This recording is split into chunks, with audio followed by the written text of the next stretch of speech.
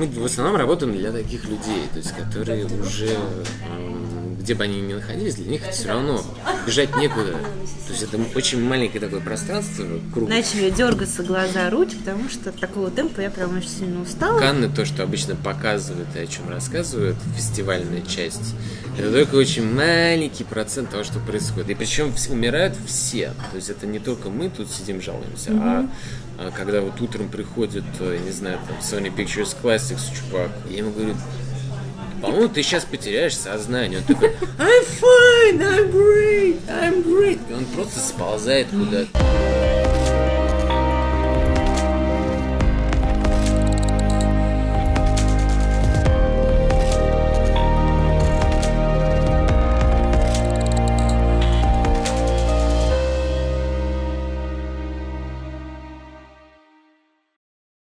Скажите все-таки тогда про старт, да, как вы попали в эту историю. Давайте продакшн ее обозначим широким словом продакшн.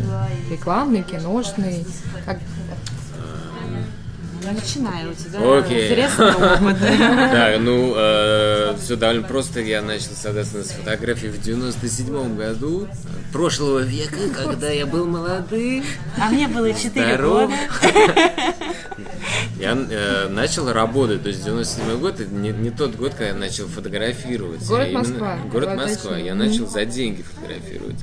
Поскольку это город Москва, это Мосфильм, проявка и так далее. И меня начали тянуть за волосы в кино. Типа: Иванов, что ты делаешь всякую там фотографию для, не знаю, Vogue L и какую-то рекламу, давай к нам в кино, у нас классно. Тебе надо снимать кино. Такой: господи, ни за что на свете. Я быстренько посмотрел, как у них это там все происходит, политика, деньги. Ужаснулся. Не-не-не-не-не. И очень долго сопротивлялся. То есть максимально я уехал. Меня наконец-то затянули за оставшиеся волосы в кино как раз товарищи из Гонконга. То есть за счет того, что я занимался тайши, они сказали: так, мы тут прознали, что ты у нас фотограф. Это был 2011 год. И у тебя так неплохо выглядит, на наш взгляд. Давай ты нам поддержишь камеру. Я такой: что, фотки нужны? Не-не, кинокамеру. У нас тут есть ивент, там единоборство китайское, все на китайском будет. Я такой: нет, давайте просто заплатим кому профессионалу, он все красиво снимет. Нет, мы хотим, чтобы ты, поскольку ты у нас свой, я этим очень серьезно занимался, увлекался. Я такой: ну, нет, давайте все-таки заплатим. Они такие: так, типа, будь другом. Ну хорошо, буду другом. И у меня было там типа 3 дня на подготовку, на то, чтобы понять вообще, как делается кино. Зашел на Википедию. Можете мне там достать Ариалекса какая-то нужна? Так, что там еще нам нужна, какая-то оптика. И снял. После этого они сказали: ну, а теперь монтируй. Я такой: а что такое монтировать? Что такое? Ну как, ну монтаж. Это такой, опять на Википедии монтаж. Я в 2011 году понял, что, оказывается, фильмы, они не одним, съемка, она смонтирована. Я до этого и не видел склеек монтажных вообще. Я такой, для меня это было... Мне пришлось пересматривать все фильмы, которые я до этого смотрел, потому что я не видел монтажа. Я был очень расстроен, значит, что типа как он Кристофер Нолан, у него там все не одним проходом все снято. Вот. Ну, я смонтировал, и потом показал результат, они такие: ну, хорошо, замечательно, а через несколько там дней мне начали звонить люди, типа: Hello, Mr. Ivanov? Yes. We have seen your movie about Chinese Tai Chi. Do you have a bigger project? Такой: какой bigger project вообще, вы о чем?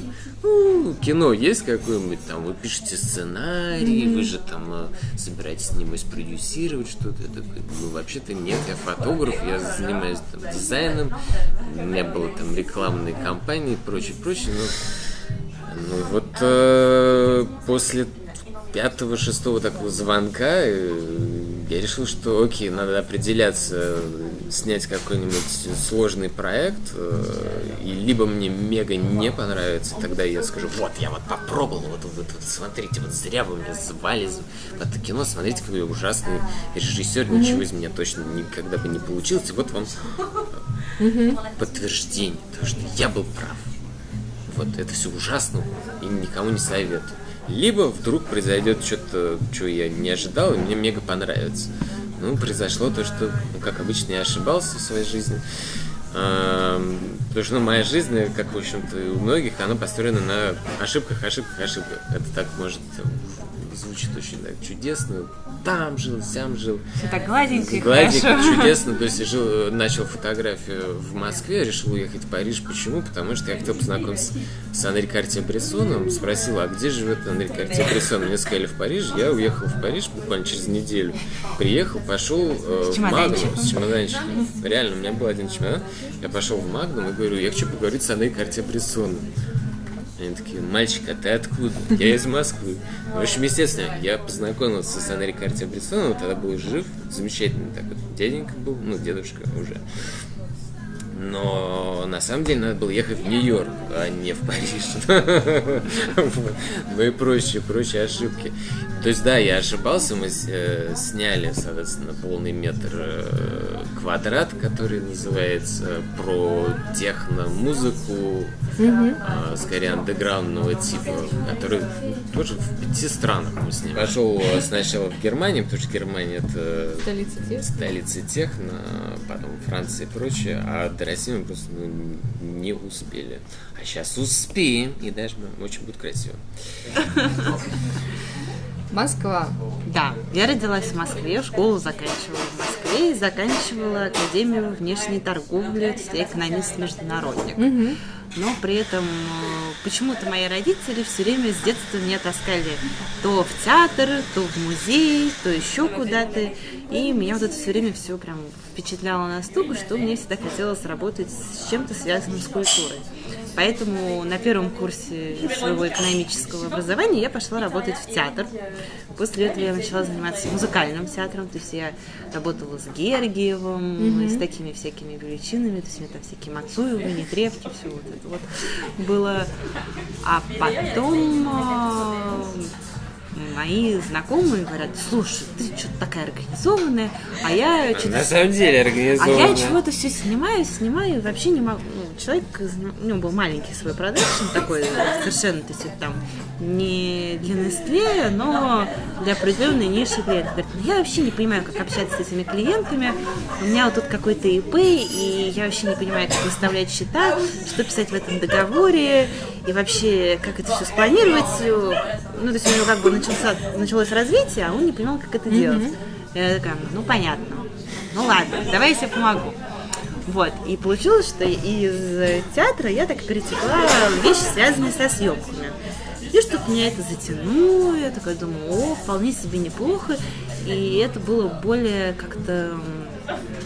более резво шло, чем в театре. Потому что в театре все-таки пока там какой-нибудь проект разродятся, денег все время мало, людей слишком много. И я думаю, классно, но надо же мне, всегда надо поучиться. Я считаю, что нужно еще поучиться. Поэтому параллельно с своим экономическим образованием, которое я получала, и вот этой вот работой в Майком продакшене, я пошла в Московскую школу кино. Причем которая с британкой, да? Вот да, которая Катя Черкес-Заде делала. И причем так получилось, что я просто проснулась в один день и решила, что мне туда надо, а на следующий день там был день открытых дверей. Ну и то есть и все. У меня все это вот пошло. И заканчивала я свой институт тем, что проходила практику в Центральном банке днем, а по ночам снимала выпускной проект УМШК. Я сходила на собеседование в продакшн, а через 3 дня меня позвали на съемку 5 съемочных дней с иностранным режиссером, на который я так... Потому что это был уже совершенно другой масштаб, это было куча людей, это был какой-то огроменный торт в конце съемок, куча какого-то шампанского, то есть для меня это был просто какой-то, господи, какие буржуи. Вот, и 3 года я жила в таком вот темпе продакшенов, бесконечных тендеров, съемок от зари до зари. На меня обижались все друзья, потому что я никогда ничего нигде не могла, я либо приезжала к ним на встречи. Мне буквально недавно моя подруга говорит: а помните, мы ходили в «Доктор Живаго»?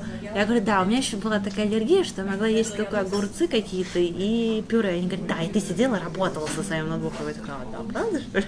Я уже забыла.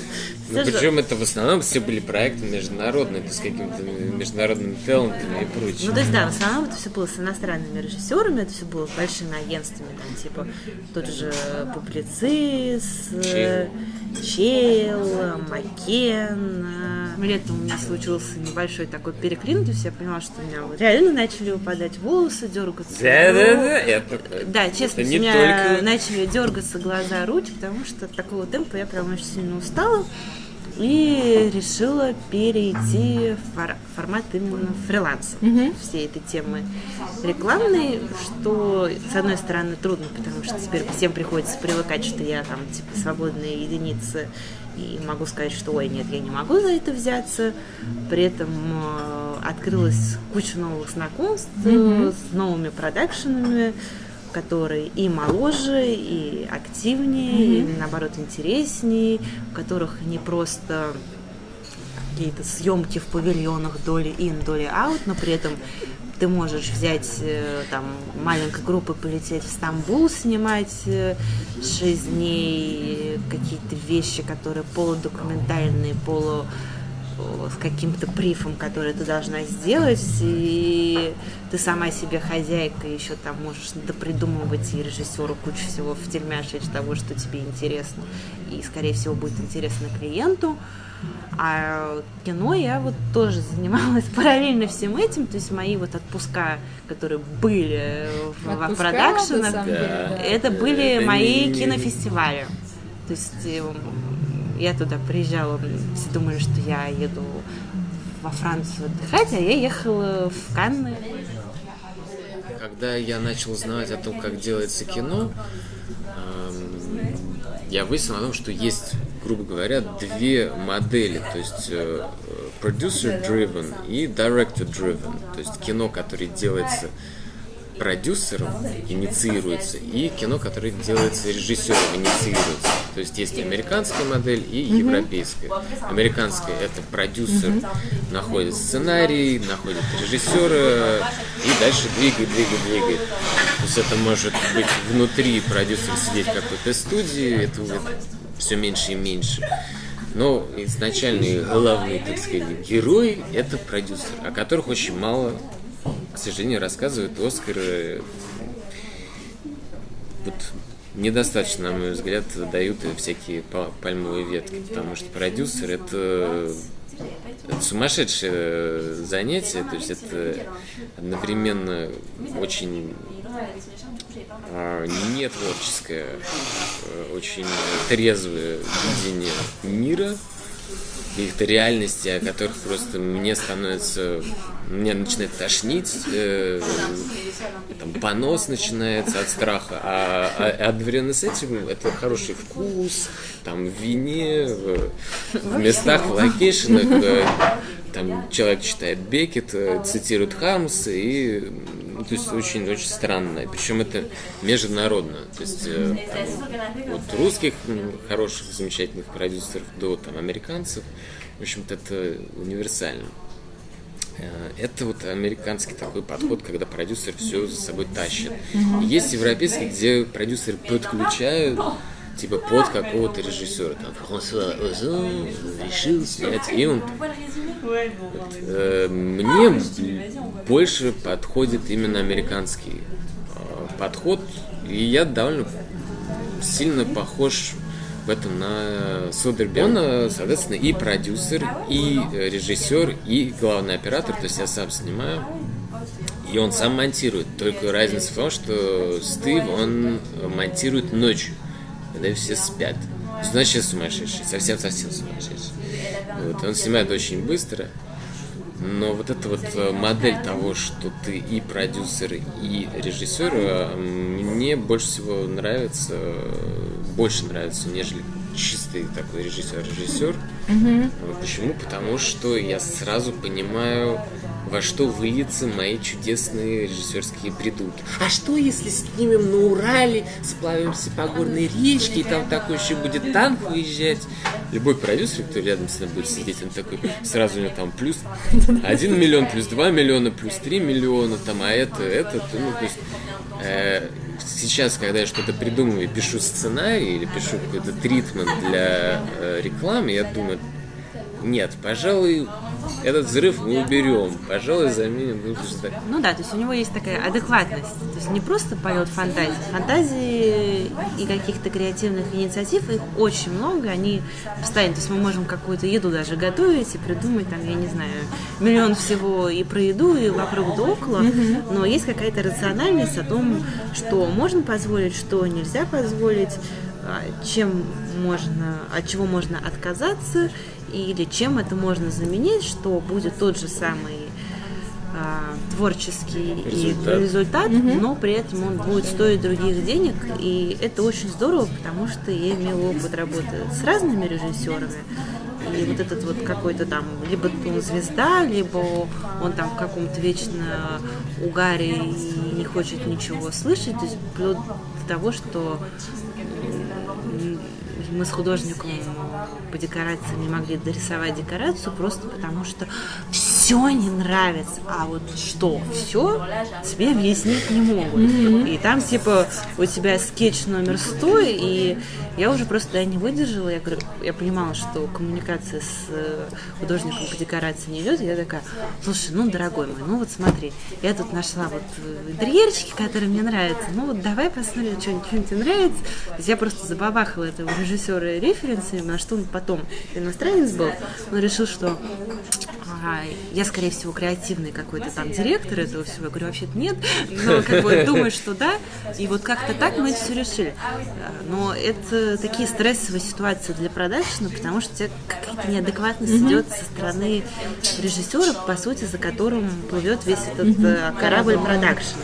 А это тут время тикает. И время, учитывая то, что в рекламе это всегда, сейчас все хотят снять все и подготовить за 2 недели.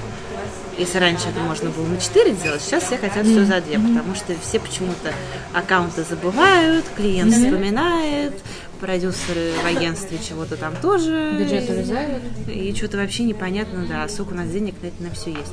То вот с Анатолием удобно то, что ты можешь сказать, слушай, подожди, что-то мне вот кажется, а может быть вот так, а может быть вот так, или он сам какие-то предложит. Что-то можешь схитрить. И получается, что в спокойном состоянии мы быстро можем, или не быстро, но оптимально найти решение, а не просить в каком-то таком конфликте.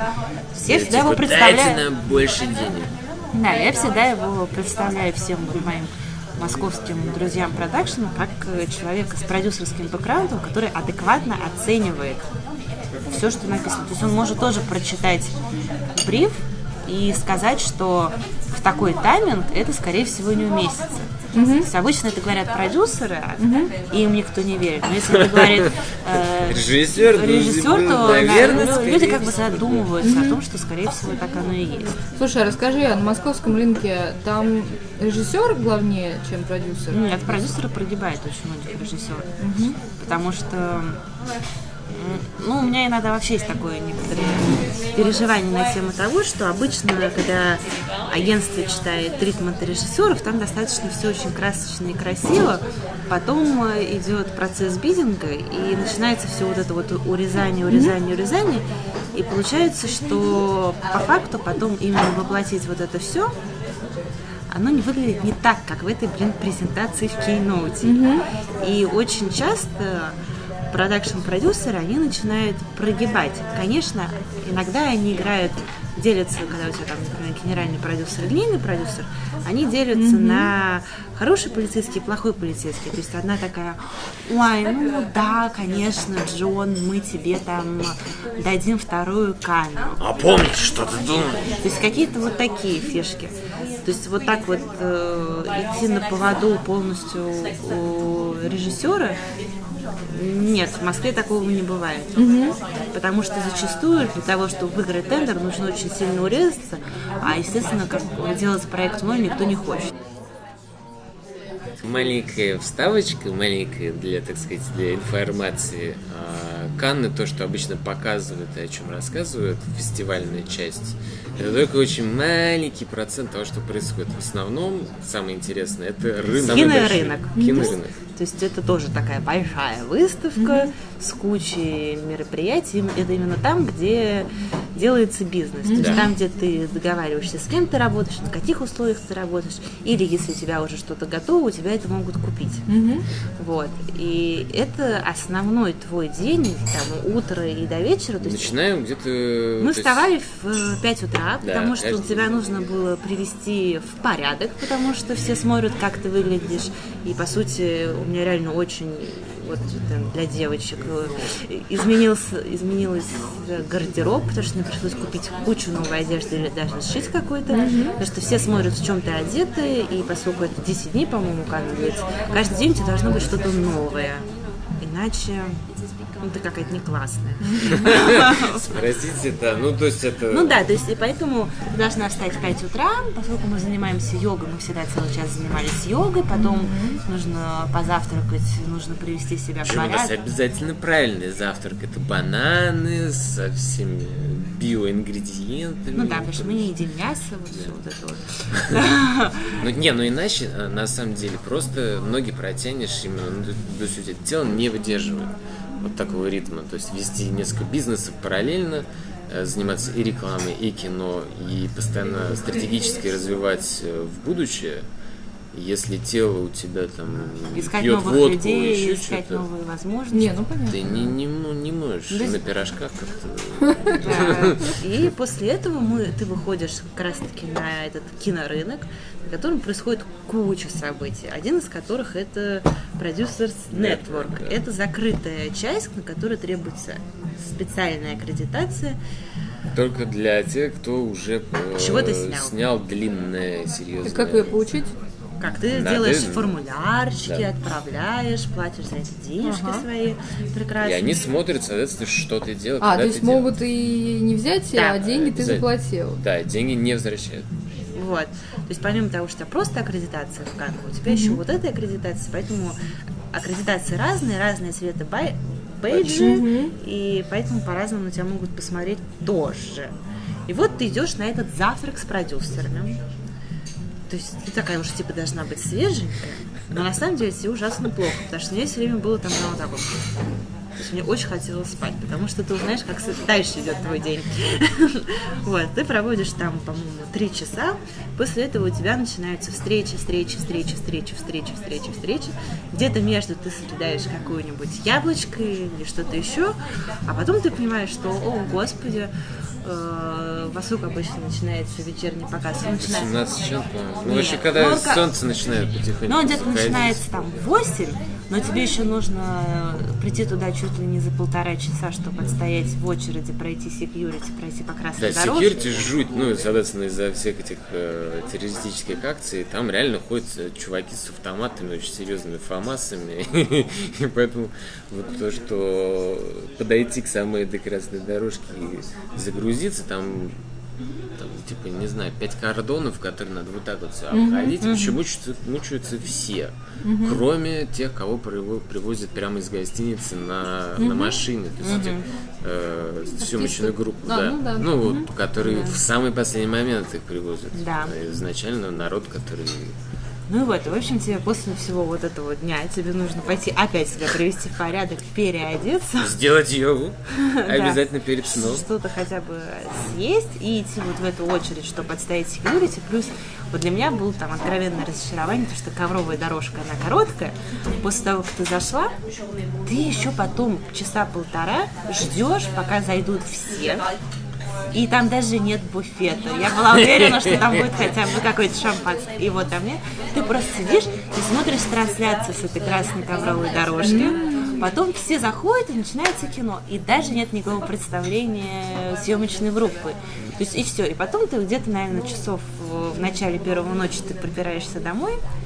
Это если, потому что у нас бывают, соответственно, встречи после, обсуждения после, и бывают, соответственно, коктейли, вечеринки. 4 часа сна, это мало. Вообще. И причем умирают все. То есть это не только мы тут сидим жалуемся, а когда вот утром приходит, я не знаю, там, Sony Pictures Classics, чувак, там, второй в компании, я ему говорю: по-моему, ты сейчас потеряешь сознание. Он такой: I'm fine, I'm great. И он просто сползает куда-то.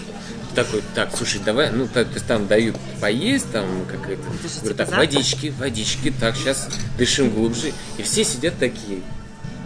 Да, а обсуждают, в общем-то, стрессовые моменты, то есть, что денег все меньше и меньше, что вот видеоиндустрия там забирает Netflix, наши бюджеты, Netflix, Amazon, и все, значит, ну, то есть это не какие-то сюжеты, типа, ну, как дела, как съездил, отдохнул, рыбалка как-то. Или как все прекрасно, да. Денег дофига в индустрии, все можно снимать, а параллельно тебе еще на телефон написывают из Москвы, потому что что-то срочно нужно посчитать, или, ой, там оказался титр неправильный, нужно срочно исправить. Потому что мы не можем сидеть на одном месте и не можем ориентироваться только на какой-то локальный рынок и вообще ограниченный одним городом, например, Москвой. Для нас это вся планета, где один большой рынок. Один большой рынок, мы его делим на какие-то ниши, сегменты, в зависимости от проекта.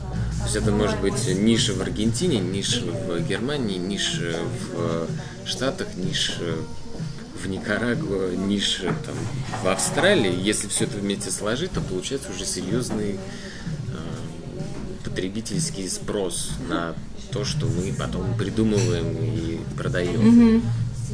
Например, если это говорить о каких-то нишевых артхаусных проектах, например. То есть, например, у нас есть разные разработки по кинофильмам, при этом мы понимаем, что что-то будет интересно, например, России, Германии, Франции и, возможно, какой-то остальной части Европы, но это абсолютно не будет там продаваться для какого-то Китая, потому что люди просто не поймут, о чем это. А какие-то вещи, а какие-то вещи, они могут быть понятны людям по всему миру, а какие-то вещи вообще это чисто какая-то русская история, и ты разве что можешь приехать в какие-то Канны и это показать, просто потому что, это очередная чернуха русская, классно, да. Это же люди из той же страны, где Тарковский. Да, то есть и ты будешь какой-то такой диковинкой, но не более, скорее всего, тебя не поймут. То есть, это вот как вот, это так интересно, никто не понял, о чем эта выставка, да. Изначально у нас концепция была и остается делать нечто универсально понятное, то есть на английском, и примешивать туда китайский, русский, французский, немецкий. В общем-то, если посмотреть на то, что сейчас происходит, есть две тенденции: глобализация и регионализация. Мы все-таки глобалисты в этом аспекте, то есть английский везде понимают, и люди перемешиваются. То есть есть англичане, которые, мы вчера встретили какого-то чувака, вроде замечательный французский, гриб работает в Panavision, он из Англии. Оказался. То есть он скрывается, он сразу: только не спрашивайте меня про Brexit, Ну вот мы в основном работаем для таких людей, то есть которые уже, где бы они ни находились, для них это все равно бежать некуда. То есть это очень маленькое такое пространство, круглое, то есть реклама, кино, сериалы, телевидение, все это смешивается все сильнее и сильнее. Это одни и те же камеры, одни и те же операторы, по сути. Раньше было гораздо больше разницы между ними. Ну, это, наверное, благодаря формату диджитал, который начинает приобретать, потому что сейчас уже иногда непонятно. Ты вроде снимаешь рекламу, но при этом у тебя получается короткий метр или вообще даже сериал или так далее, потому что происходит такое слияние уже и технологий, и видений, и если клиент храбрый, он на это идет. Мы таких любим. Мы таких очень любим, потому что это очень интересно. А где у тебя в основном съемки происходят? В основном? Ну или чаще всего? Ну, если брать слейд, соответственно, на то, что сейчас делается, то это Германия у нас Германия, Франция, Швейцария, потом Штаты, Атлантический океан, Средиземное море, потому что у нас проводичку очень красиво. Очень красивую проводичку, яхта, там, закаты, волны, шторм. Чудесно. Ну и Россия, как всегда. Еще Индия. Да, Индия есть, Индия чудесная. С чего начинается твоя работа? То есть там поиск локейшена, не знаю, нужно иметь везде специалистов, то есть, у меня нет представления, как это делается. Обычно, когда ты делаешь какой-то проект в неизвестной стране, у тебя должен быть хороший продакшн-сервис. Естественно, какие-то твои коллеги имели опыт с теми странами, либо ты когда-то где-то с кем-то познакомился, увидел этого человека, увидел его портфолио и понимаешь, что это адекватно.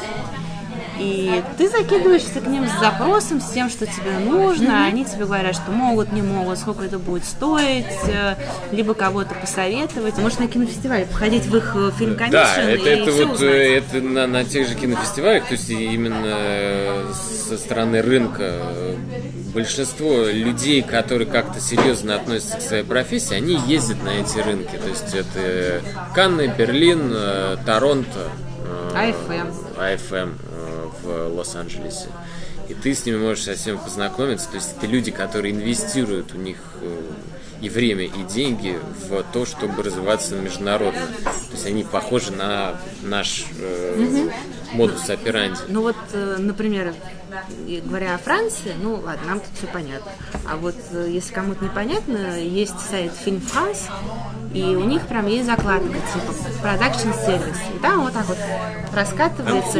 И все авторизованные продакшны, которые могут вам помочь. И я бы вот скорее несколько как режиссер, режиссер слэш продюсер посоветовал просто взять и поехать лично или с режиссером, если это режиссер, то есть с топовым каким-то товарищами, просто съездить на несколько дней или там на недельку, насколько позволяет по времени, на место, потому что очень много людей живут с какими-то иллюзиями о том, что там, Мальдивы это мега дорого.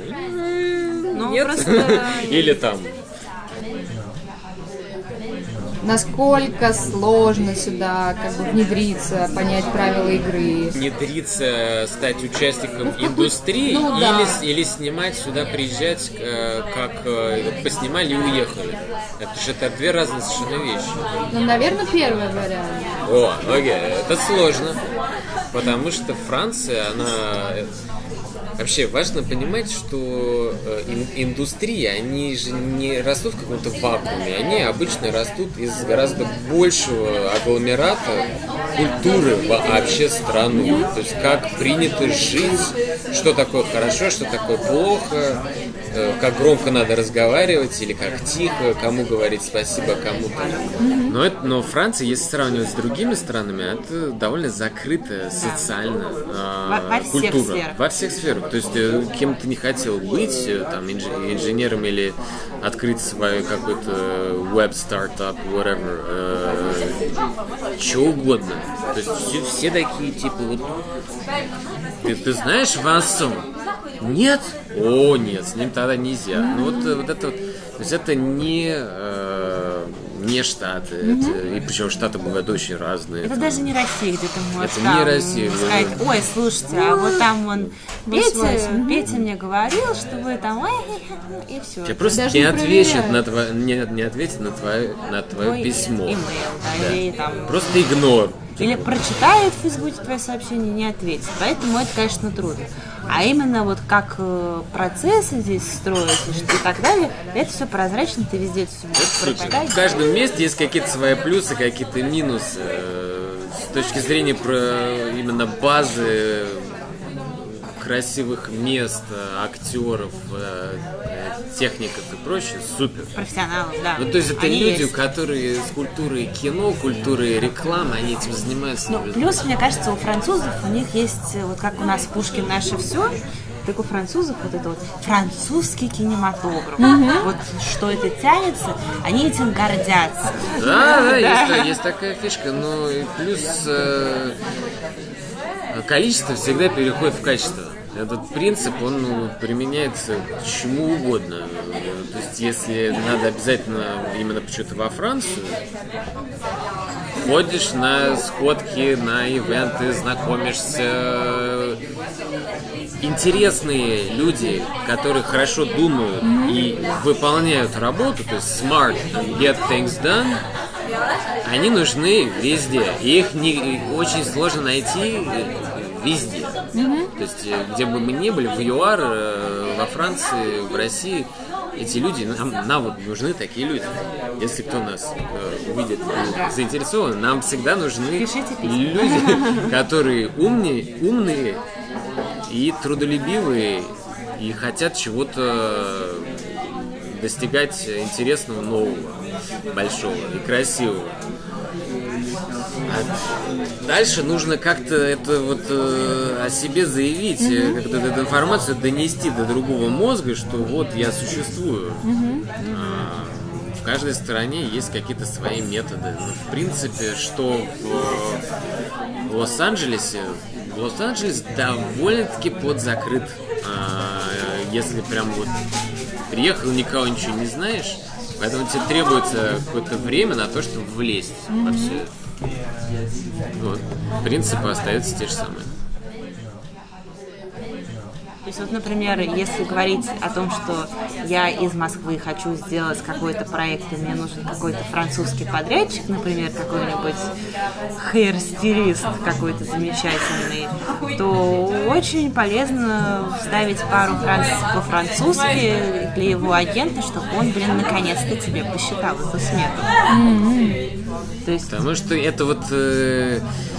мы самые очень себя любим, это международно. Это не только в России, это везде. Американцы себя обожают, считают, что по-английски говорят везде. Французы считают, что они до сих пор империя Наполеона, и они там живут в прошлом.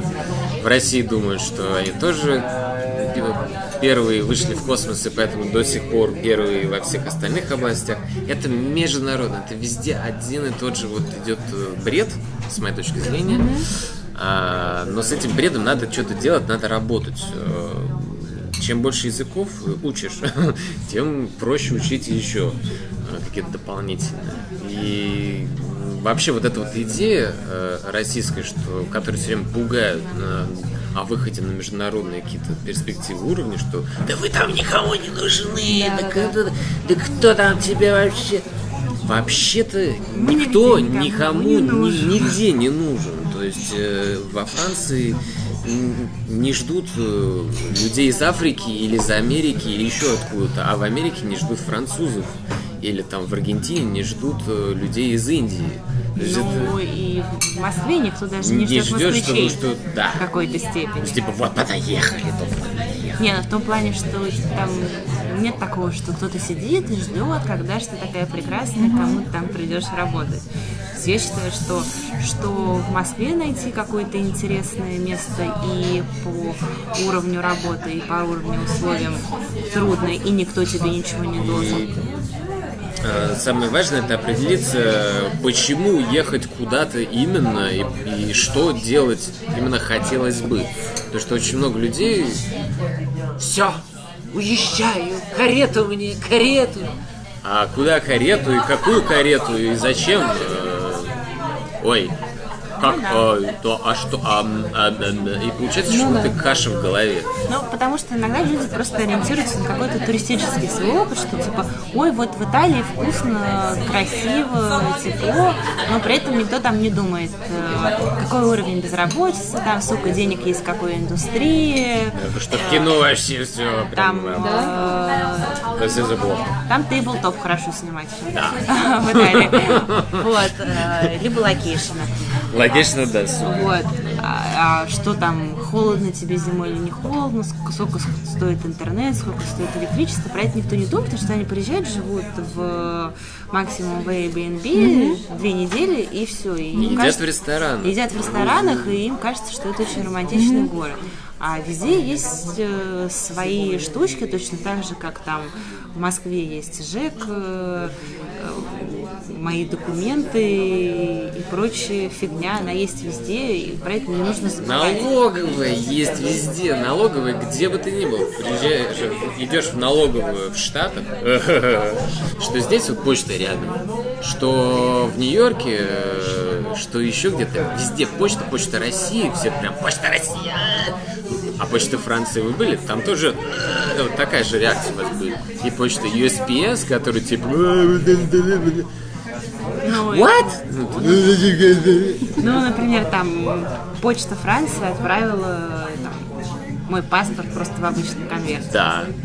И кинул его в почтовый ящик. Если честно, я вот так вот думаю, как хорошо, что он все-таки тут лежит, но когда я начала представлять, что могло с ним А произойти... потом я вчера, когда мы были на студии, ну, это там, где Люк Бессон, вот этот Cité du Cinéma, и там есть Centre de Tri, где вся почта, она сортируется, и это реально просто белые такие мешки, на улице в которых валяется. Вот, на улице валяется. То есть там стоит машина, которая это грузит, ты просто мешки, вот это все так перемешиваешь, я говорю, вот там вот твой паспорт и лежал. Причем просто обычный конверт, то есть он ничем не пропитан, никак не защищен, просто вот такой, знаешь? Нет пленочки, как бы. Да, что там, если вдруг дождичек пойдет. Это все очень зависит от места. Чего не хватает у людей, это именно prep. То есть вот в кино и в рекламе у нас главная мантра — это prep. То есть подготовка к проекту. Все происходит в подготовке. Если мы не подготовились, это какой-то дизастер будет. То есть что-то плохое произойдет. Поэтому чем больше мы можем заложить на prep, но в жизни это точно так же. Ну, какие-то тестовые такие заезды, да, то есть не просто ты, что продала квартиру в Москве, приехала сюда с концами, и тебе здесь вдруг не понравилось. То есть приехать там, попробовать на рынок купить фрукты, овощи, сходить на почту, сходить, попробовать разрулить какую-то вещь, которая обычно, не знаю, вызвать сантехника, там... понять, сколько, это вообще все поликлинику стоит, да, сдать анализы крови, сколько они стоят. Да, например, здесь нет поликлиник. Да, здесь нет поликлиник, здесь у каждого врача свой кабинет. И он обычно в квартире, да. В чьей-то. То есть ты приходишь, ты там квартира, а там посередине кресла, и чувак такой в свитерке говорит, ну что, какие бактерии, какие? Я не знаю, что такое бактерии. Парацетамол, держи. Да. Выключить московскую, если это... Спешку. Да, вот эту вот паранойю, что сейчас все закончится, надо бежать, не надо. Вот все, прилетели, вышли из самолета и спокойненько садитесь в РОР, то есть электричку, не надо ехать, ну, то есть Аэроэкспресс только хуже. Аэроэкспресс в Москве очень крутой. Все. Спокойненько, потому что все равно жизнь кончится в какой-то момент. Ну, то есть смотрим по сторонам, ходим. Ну и что там? Я раньше, когда сюда приезжала, например, вот буквально, может быть, даже, я не знаю, пару лет назад, у меня действительно было первые 2 недели, меня прям колбасило, потому что я привыкла к этому московскому вот этому. Мне тут постоянно успокойся. Сейчас я уже прям в Шереметьево такая. Спокойствие. Потому что тебя иначе даже здесь не поймут. Ты будешь какой-то долбанутой теткой с вытаращенными глазами, которая чего-то хочет. Ты приходишь купить продукты в самый обычный супермаркет и обсудить еще кучу всяких проблем с кассиршей. Который говорит, как делать лучше соус с базиликом, а что вот ей там не доплатили за то, что она работает в Новый год, а вот вы там в кино.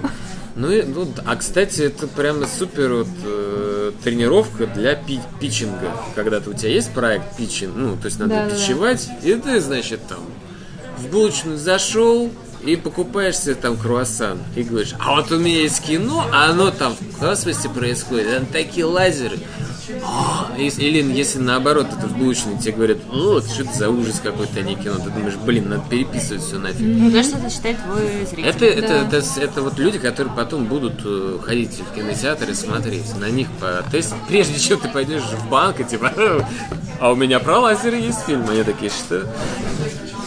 Понятно. Спасибо вам огромное за ответы. Вам спасибо. Пожалуйста.